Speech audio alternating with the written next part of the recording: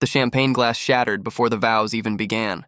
A sharp crack like a pistol shot, slicing through laughter and violin strings. Every head turned toward the sound, but no one noticed me because I wasn't in the room. I was in the hallway. Next to a coat rack, a stack of unused napkins, and a mop bucket that smelled faintly of bleach and wilted roses. My name card rested on a wobbling side table. Overflow. One word, printed in gold, cutting deeper than any insult ever could. The usher, a college kid with slick hair and a too-tight vest, shrugged when I asked about the mistake. "Bride's orders," he said, as if it explained everything.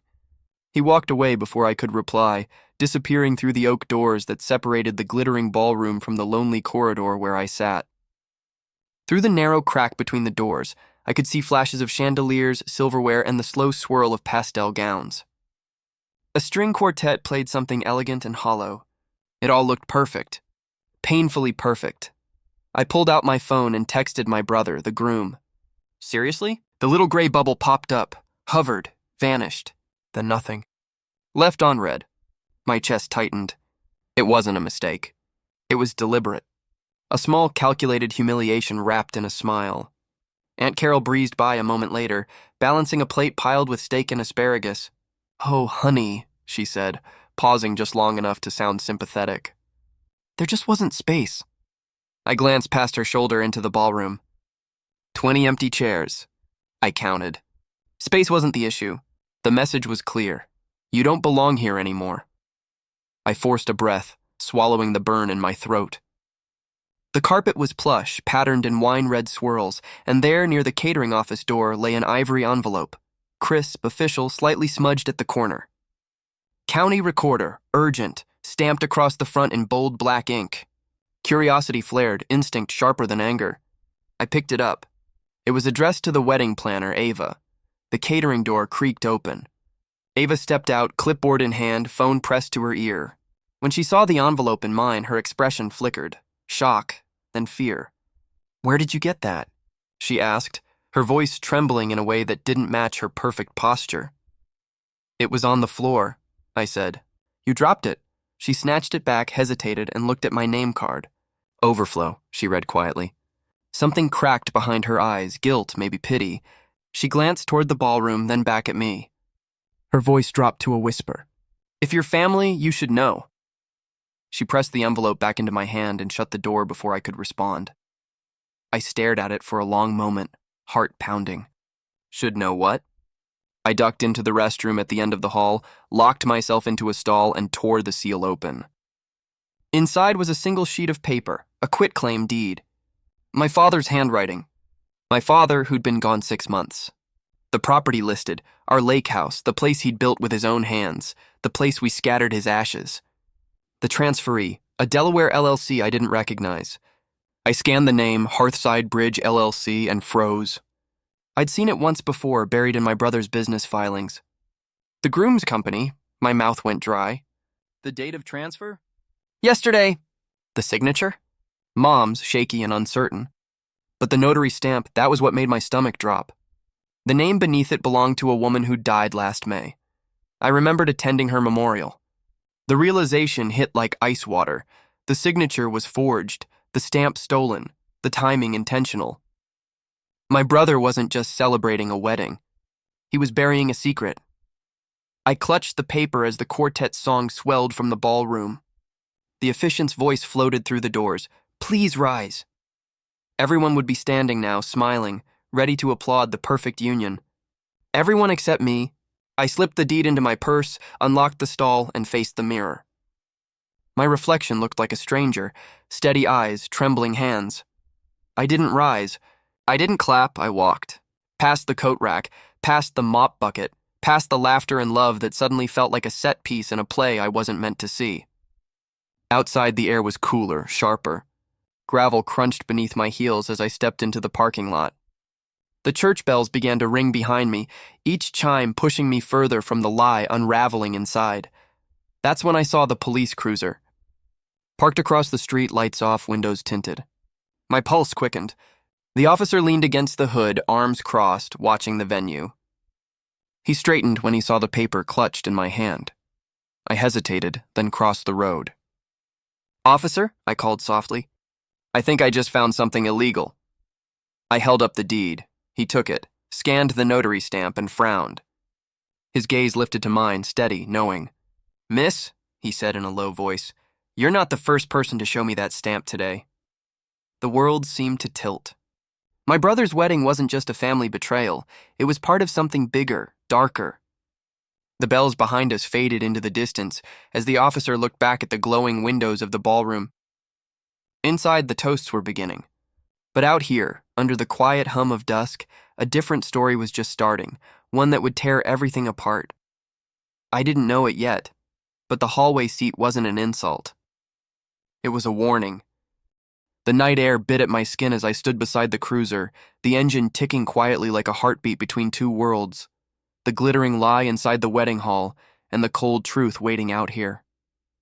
The officer studied the paper again, his flashlight cutting across the ink. We got a tip an hour ago, he said, voice low, eyes scanning the seal. Real estate fraud ring operating across the county. Someone's been using a dead notary stamp. 3 properties, all tied to the same network. He turned the document toward me, his finger tracing the notary's signature. Same mark. You said this came from your brother? I nodded, the word barely leaving my lips. His company, Hearthside Bridge, LLC. He pulled out a small notebook, flipping through the pages until his pen stopped. We've seen that name, he muttered almost to himself. Registered in Delaware. Shelf filings. No physical office. No employees. Everything routed through a P.O. box in Wilmington. The world tilted slightly, a strange dizziness washing over me. My brother, the one who used to help Dad fix the roof, who used to sneak marshmallows into campfires at the lake house, wasn't just greedy. He was running a con. A deliberate, calculated theft of our family's legacy. I need to call my mom, I said, stepping away from the car. My hands shook as I dialed. She picked up on the 3rd ring, whispering like someone afraid to be overheard. Sweetheart, why aren't you inside? Mom, I said, forcing calm, I found a deed. Dad's lake house. It's been transferred. Your signature's on it. She sighed softly, the sound trembling through the receiver. Your brother said it was just estate planning. He said the lawyers needed it done before the wedding. I didn't want to ruin his big day. He told me to sign quickly. Did you read it? Her silence was answer enough. Before I could respond, another call buzzed in. Unknown number. I switched lines instinctively. A woman's voice hissed through the static.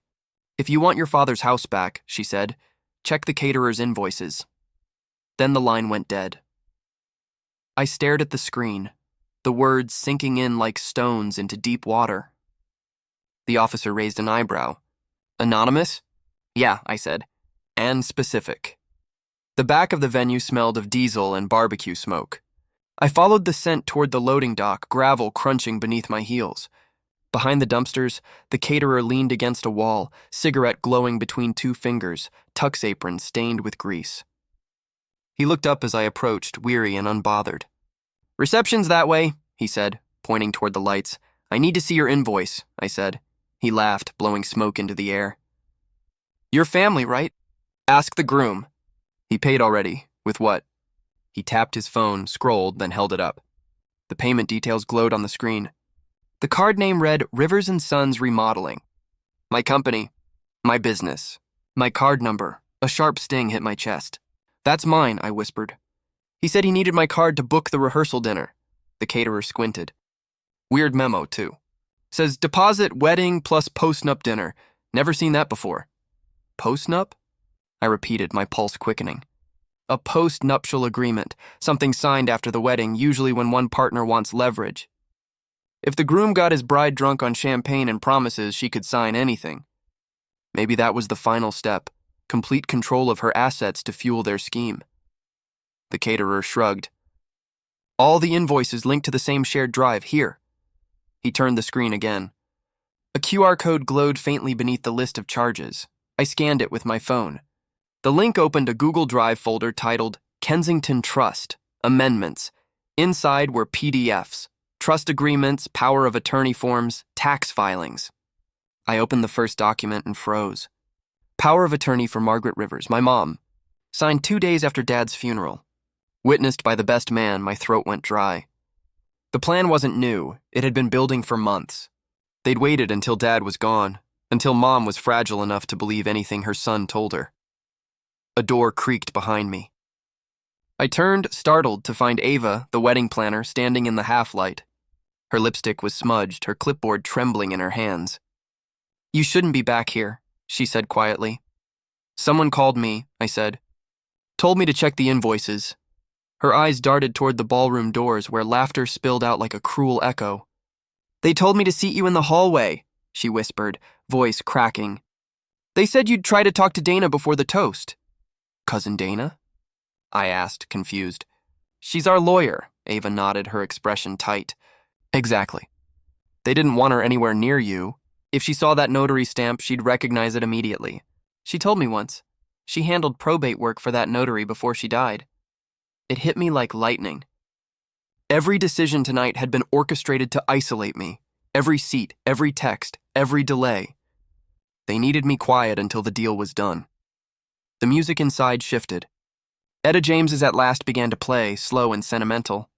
Through the glass doors, I saw my brother and his new wife glide across the floor, their faces glowing under the soft golden lights. The crowd watched in perfect adoration, clinking champagne glasses to the rhythm of their practiced deceit. I turned to the officer, who had followed me to the dock. "They're signing something tonight," I said. "A postnup. If he makes that toast, it goes into effect." He adjusted his radio, eyes narrowing. "Then we don't let him finish." My pulse thundered as we moved toward the ballroom.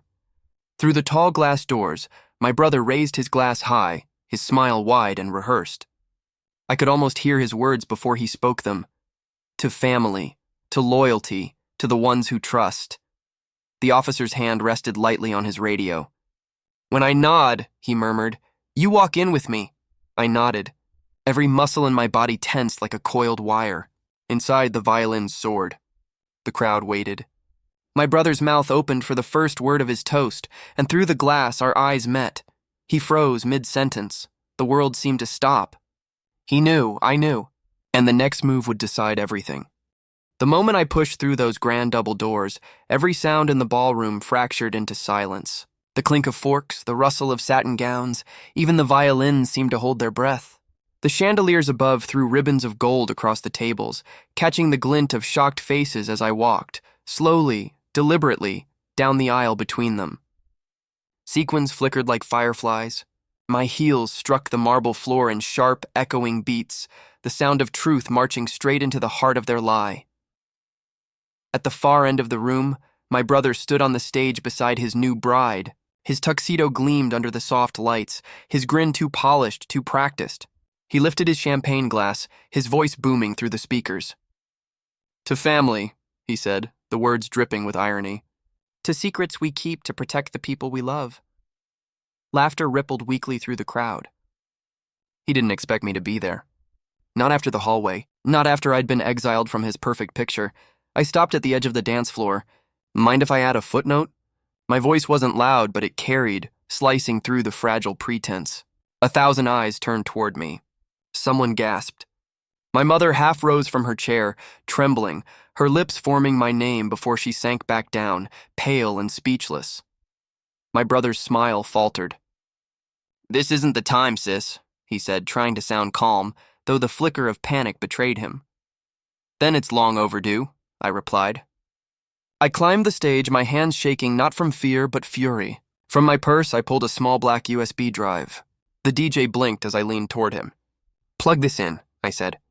His eyes darted toward my brother, who gave a subtle shake of his head, but I added, "Do it, or you're part of it." The man hesitated, then obeyed. The screens behind the couple flickered to life, their slideshow of smiling childhood photos vanishing, replaced by a crisp white legal document. The first slide read, "Last Will and Testament of John Rivers." A murmur swept through the room. I read aloud, voice steady. "Primary residence to daughter. Lake house to both children equally." I clicked again. The next slide appeared, "Quitclaim deed, transfer of property, dated yesterday." My father's name replaced by a Delaware LLC, Hearthside Bridge LLC, my brother's company. The room rippled with disbelief. Aunts whispered. Uncles frowned. My brother stepped forward, panic flaring behind his eyes. "You don't know what you're doing," he said. "Oh, I do." I clicked again. The third slide filled the screen. The obituary of Margaret Hensley, the notary whose stamp authenticated the fraudulent deed. "She died 6 months ago," I said evenly. "But somehow her seal signed this yesterday." Gasps erupted. Aunt Carol dropped her fork. The best man went ghost white, his hand frozen mid-toast. I zoomed in on the next image, an invoice from the caterer. The memo line glowed in red. Deposit, wedding plus post-nup dinner. Cousin Dana, our family lawyer, stood slowly from table 2, rage blooming across her face. "Post-nup?" she repeated, her voice trembling. "After the ceremony? That's coercion. It's unenforceable." The bride's eyes widened, tears threatening her perfect mascara. "What is she talking about?" She whispered to my brother, but he didn't answer. He just stared at me, jaw locked, color draining from his cheeks. The doors at the side of the room opened quietly, and the officer I'd spoken to outside stepped in, hat in hand, flanked by 2 others. The tension in the room was electric, like the seconds before a storm breaks. My mother trembled in her seat. "They told me I was confused," she cried, voice cracking. "They told me you didn't want the house anymore, that you had debts, that—" Her sentence broke off into sobs. The best man suddenly grabbed his whiskey and bolted for the exit, but one of the officers intercepted him. My brother turned, whispering furiously into his smartwatch, a sheen of sweat glistening at his temples. The bride stepped back, inching toward the edge of the stage, eyes darting like a trapped bird. Ava, the wedding planner, appeared beside me, her face pale and lips trembling. Without a word, she pulled an envelope from her clipboard and handed it to me, her hands shaking. "I didn't know they'd go this far," she whispered. I tore it open. Inside was a printed email thread and a schedule labeled "Recording Session. Tonight, 10 p.m. Under it, Mom signs trust amendment. Witnesses, maid of honor, best man. Location, bridal suite. My stomach dropped. "They weren't done," I said, holding up the paper for everyone to see. "After the cake, they planned to take everything, Mom's trust, her savings, the rest of the estate, and roll it into a shell company. Tonight." The silence that followed was deafening. For a moment, the world held still. Then, with a metallic clunk, the ballroom doors locked. Startled gasps spread through the crowd. The venue manager stepped forward, clipboard in hand, unbothered by the chaos. "Sorry, folks," she said flatly. "Vendor lien." My brother blinked, stunned. "What lien?" She tapped her pen on the screen behind me. "That card your company used?" "Declined an hour ago." "Your remodeling business is frozen by the county. Per our contract, we lock the premises until payment clears." The room erupted. Guests shouted, phones lit up, whispers turned into chaos. My brother turned a dangerous shade of red, shouting something incoherent, and then, the sound that sealed it all. The distant wail of police sirens echoing through the stained glass windows. Blue light flashed across the golden walls, and the officer beside me lifted his radio. "Unit 12, proceed." As I turned back toward the stage, the maid of honor, pale, shaking, eyes wide with guilt, stepped forward. She reached into her clutch and pulled out a small black device clipped to her dress. The red light blinked steadily, a body cam recording. The entire night, and as every eye in the room swung toward her, she whispered, almost breaking, "You need to see what they said last night." The ballroom, once a temple of love and lies, now felt like a courtroom, and I realized the wedding wasn't ending. It was just beginning to unravel. The maid of honor's hands shook as she held up the small black device, the red light still blinking like a heartbeat of truth. "I wasn't going to do this," she whispered, her voice trembling. "But I recorded last night's rehearsal." The words struck the room like lightning. The DJ froze mid-step, the guests leaned forward, and the officer beside me gave a single nod toward the screen. The maid of honor unclipped the camera and passed it to him. Within seconds, the ballroom's massive screens flickered again, the smiling slideshow of the newlyweds replaced by grainy footage drenched in fluorescent light. The video began in the venue's office. My brother and the groom sat at the table, their jackets off, ties loosened, champagne bottles open. The audio crackled, but their words were clear. Groom: "We seat her in the hall." "She'll storm out." Mom cries. "Easy to comfort her. Tell her it's just paperwork for the estate. She'll sign anything." Brother: And the house? Groom, already moved. After we get the power of attorney, we refinance, cash out, and dissolve the LLC before taxes hit. A collective gasp rippled through the room. Chairs scraped. Someone swore under their breath. My mother's face crumpled, the color draining away until she looked like a ghost in the candlelight. Her napkin slipped from her lap to the floor, unnoticed. The recording continued. Another voice, Ava the planner, echoed faintly from behind the camera. "This is wrong," she said.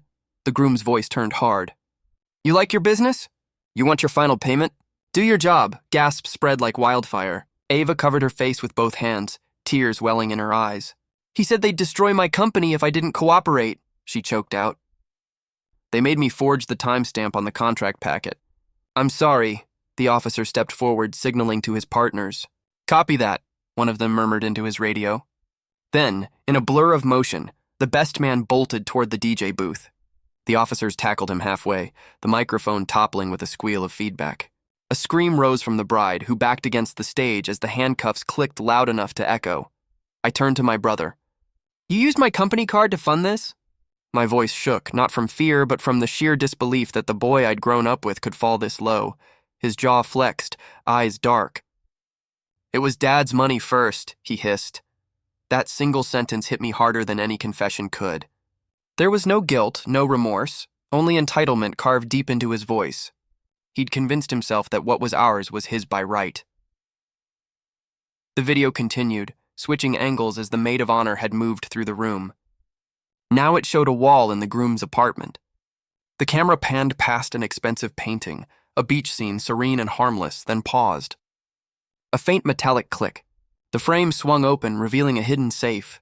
Inside were rows of driver's licenses, stacked neatly like trading cards. 10 names, 10 states, 10 faces that were all the same. The groom's. Below them, folders labeled with LLC titles, Hearthside Bridge, Rivers and Sons, Maple Edge Investments, and more. The room erupted. Cousin Dana, still in her sleek navy suit, rose from her seat with fury in her eyes. "I knew something smelled off," she said, pulling a thick folder from her bag. "I filed a temporary restraining order this morning after Ava called me. If this recording verifies intent to defraud, it's enough for a full injunction." She crossed the floor and slapped the papers onto the cake table, frosting splattering across the white tablecloth.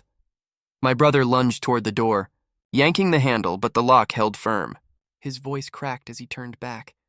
"Everyone calm down," he pleaded, sweat glistening on his forehead. "This is a misunderstanding. It's all just a business mix-up." The bride stared at him like she'd never seen him before. "A misunderstanding?" she whispered. "You lied to me. You lied to everyone." Mom rose slowly from her chair. Her hands trembled as she reached for Dad's old signet ring, the one he'd worn every day for 30 years. She pulled it off her finger and walked to me, her eyes glassy but clear. "I didn't raise you to be this," she said to my brother, her voice breaking. Then she placed the ring in my palm. "You were always the careful one," she whispered, as though Dad himself had spoken through her. The officer climbed onto the small stage, microphone in hand. His tone left no room for argument. "By order of the county," he said, "this event is now a crime scene." His partners fanned out through the room, securing exits, gathering evidence, and escorting the best man toward the waiting cruisers outside. Guests whispered in disbelief, their phones raised, capturing the unraveling of what had moments ago been the picture of love and celebration. The bride sobbed silently, mascara streaking down her cheeks. The caterer muttered that he should have stayed home. The chandelier light seemed harsher now, exposing every deceit. My brother's gaze met mine across the stage. For the first time all night, he smiled, but it wasn't the smile of someone defeated. It was colder, sharper, almost triumphant. "You think you won," he said softly, just loud enough for me to hear. I frowned, confused, still clutching the ring.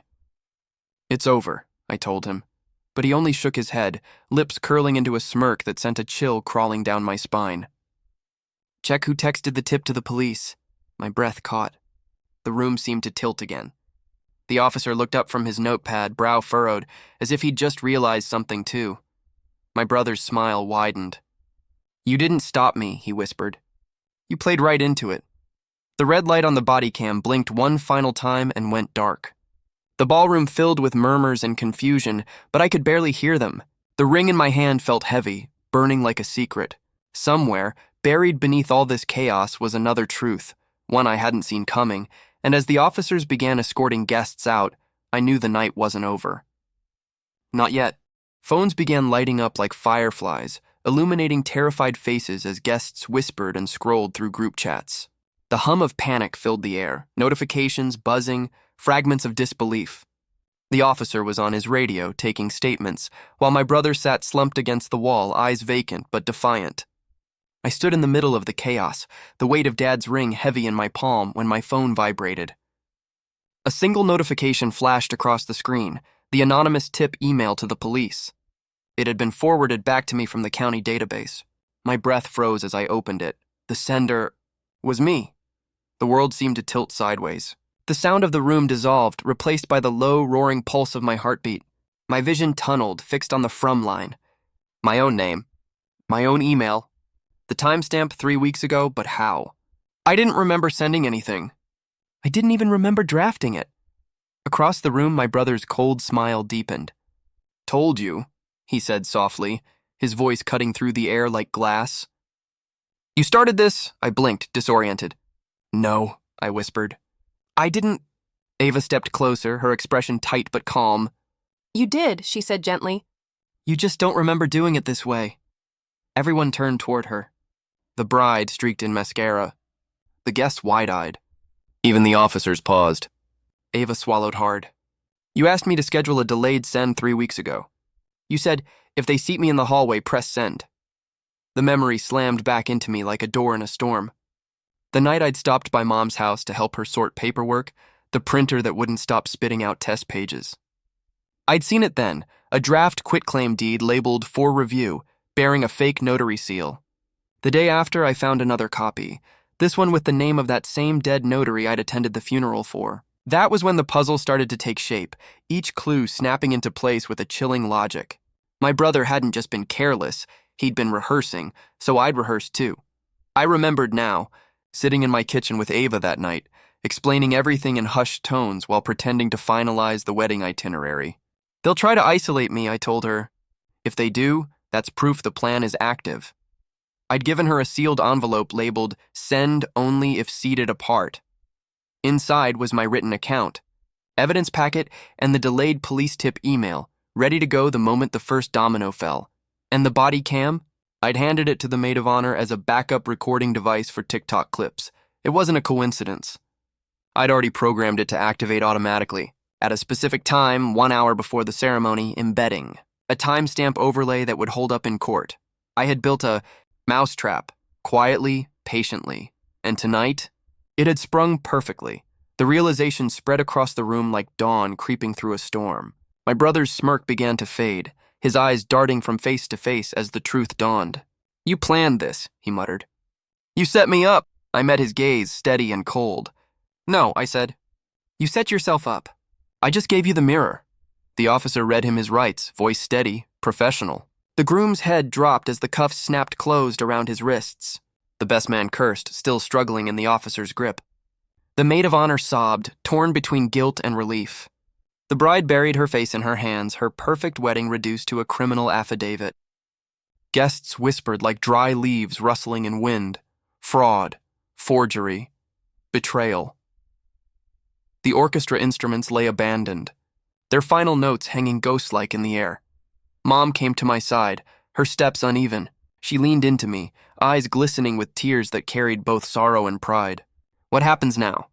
she asked softly. I squeezed her hand. "Now," I said, "we go home." The officer turned to us then, holding a single sheet of paper.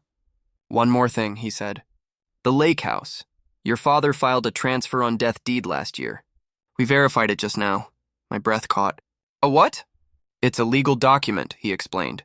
"It names a beneficiary who inherits only if they protect the estate from fraud or exploitation. In this case," he looked at me, then at my brother whose face had gone ashen. "The clause states that the property passes to whichever child prevents the theft." For a heartbeat, no one spoke. Then he handed me the copy. Dad's signature stared up at me in bold ink, his handwriting still strong, his message painfully clear. The clause was both brutal and beautiful. The house goes to the child who stops the theft, not the one who steals first. My brother's scream split the silence. It was raw, animalistic, a sound of pride collapsing under truth. The officers dragged him toward the exit as he shouted curses that bounced off the chandeliers. No one moved to stop them. No one defended him. As the sirens faded outside, the guests began to drift out in stunned clusters. Their conversations were hushed, their laughter gone. The golden room, once glowing with celebration, now felt hollow and cold. A faint July wind wafted through the cracked windows, carrying the scent of lake water and wilted roses. I walked down the aisle slowly, each step deliberate. The music was gone, the chatter silenced.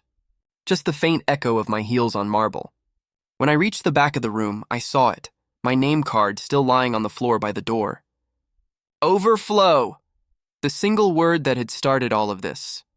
I picked it up, folded it neatly, and slipped it into my purse like a trophy from a war I never wanted to fight. Ava stood by the exit, eyes red but relieved. "I'm sorry," she whispered. "For the seat," I managed a small, weary smile. "No," I said quietly. "It saved us." Outside, the sunlight hit me like a truth too bright to deny. The police cars gleamed. Reporters had already begun gathering near the gates. My mother slipped her arm through mine as we walked past the stunned groom, past my brother in cuffs, past everything that once pretended to be family.